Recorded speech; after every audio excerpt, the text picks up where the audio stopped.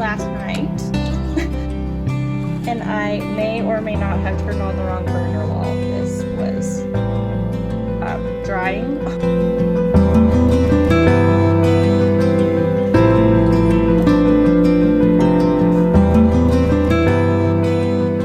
Welcome back to the channel. This is just going to be a super chill weekend vlog. My husband is actually off for the weekend, so we get to hang out, which is kind of rare. We're taking full advantage of it. We're going to the movies. I posted a poll on my Instagram whether we should see Spider-Man or Redeeming Love. Paul was leaning towards Spider-Man for obvious reasons. I read Redeeming Love when I want to say like 14, 15, was obsessed with it and have always been dying to see a movie for it. I heard kind of like whispers of a movie a few years ago, so I have been so eager to see this. So Redeeming Love kind of won out, even though Spider-Man was winning in the poll. So we're going right now to see Redeeming Love. I'm super excited. I definitely have high expectations for it from the book, but the trailer looks really good, so I am super excited. All around the world, together we can make real change happen.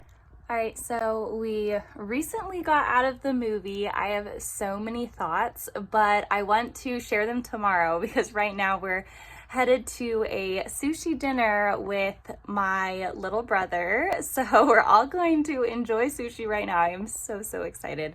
But I have so many thoughts in the movie, and some people were asking me kind of what my opinions are on it. So I really want to like formulate them, and so I'm going to share tomorrow once I've like slept on it a little bit. But for now, we're going to go get some sushi. Awesome, dog. Thank you so much. Oh, yeah.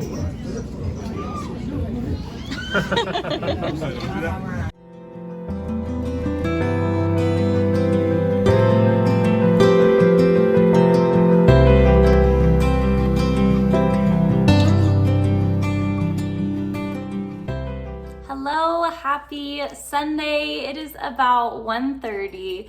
Paul and I already went to church this morning, and then we just picked up some food. He is out grocery shopping right now. Bless his soul. I hate grocery shopping. That is one like task or chore that no matter how much I do it, I can't make it more pleasant for myself. He offered to go to the grocery store so that I can stay home because I have a few blog posts that I want to write and a video that I want to edit. So bless his soul, he took that chore off of my plate, which I am so grateful for.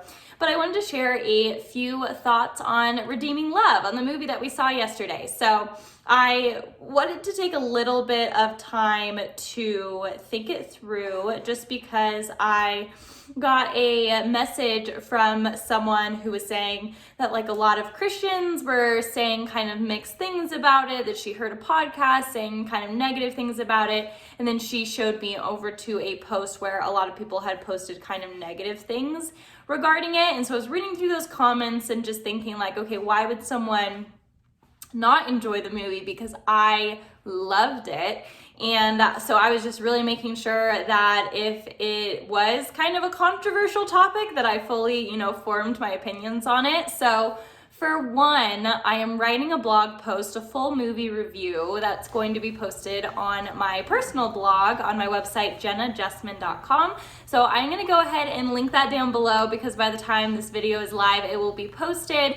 And that will really go into all the depths of just the details, what the movie is not, what the movie is, and a few disclaimers before going to see it, to see if it's something that you would enjoy. And I'll just kind of go do a brief overview here in this video, but basically it is not a family-friendly movie that you bring all the kids to because it is the new Christian film. It is not that movie. It is a movie with a very intense and mature subject matter. So the premise of the book, if you're not really familiar with the story as a whole, is it is based off the biblical story of Hosea. And in the Bible, God called Hosea to go off and marry a prostitute.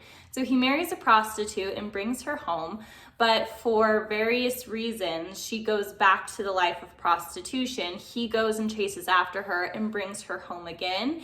And this process repeats itself a few times, and it is supposed to represent God's relationship with Israel, that he loves Israel unconditionally, but Israel as a nation would repetitively go off and do the same things that they were doing, engage in unfaithfulness, engage in old destructive patterns, but God would have mercy and love on Israel and go back and chase Israel and bring her back home.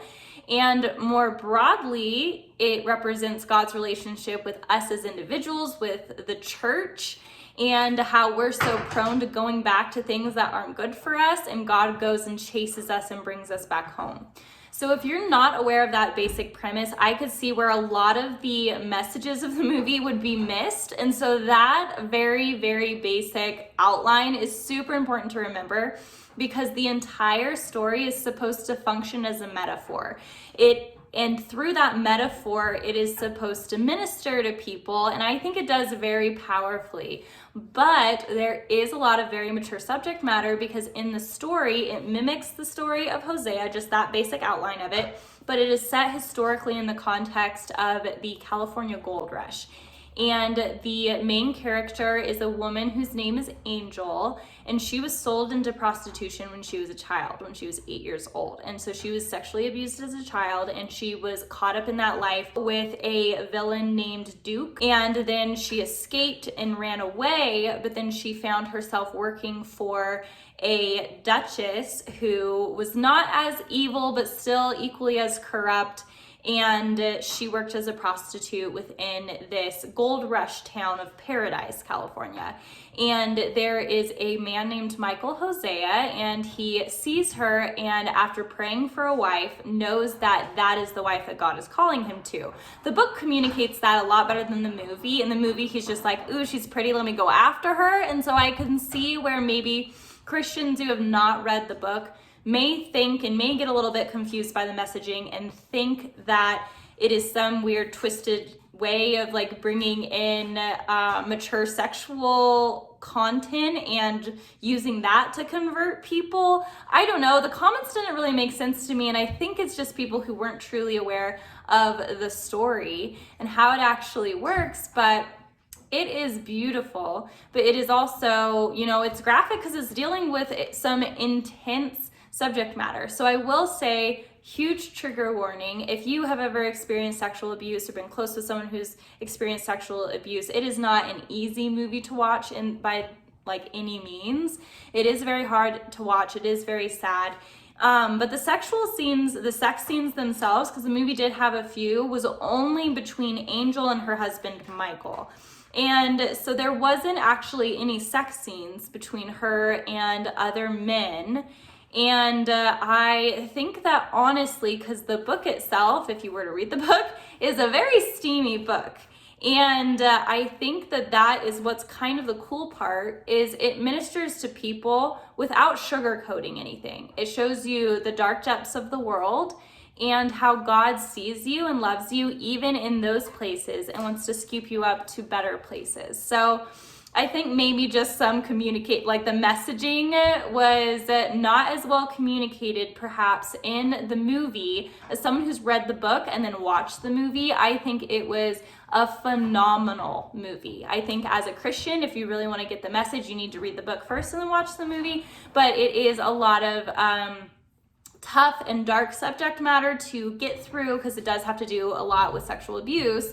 And that is not the easiest thing to digest. So those are kind of my really brief thoughts on the movie. I thought it was so powerful. I thought it was very sweet, a very sweet story. It is not easy to watch. It has mature content. It's meant for adults to watch, not for families necessarily, but it is such a good, powerful parallel of Christ's love for us and how we are so prone to thinking that we're unclean and going back to old ways, where God just wants to deliver us from that. So those are my basic thoughts on the movie. Like I said, I will post a link to the blog that goes a little bit more in depth with what I think about it and how it compares to the book. and I think it is super, super good. I won't recommend it for everyone, but I think it does have a place for a lot of people to go see and receive something really good from it. So those are my thoughts on Redeeming Love. I am going to go ahead and get back to writing and just experiencing the reset that is Sunday, trying to set up the week by establishing, usually every Sunday I try to set up the rest of the week just a little bit, just things like lunches, and I set out all my supplements that I'll be taking throughout the week. I try to prep gym clothes in advance so I don't have to really go through that. I create a meals list you can actually see it right here. So I will clear that and write out the new meals for the next week. And so I just do a lot of reset like that. That's super nice and calming for Sunday. So that is how I'm going to be spending the rest of the day. But thank you so much for watching this video, and I will catch you on the next one.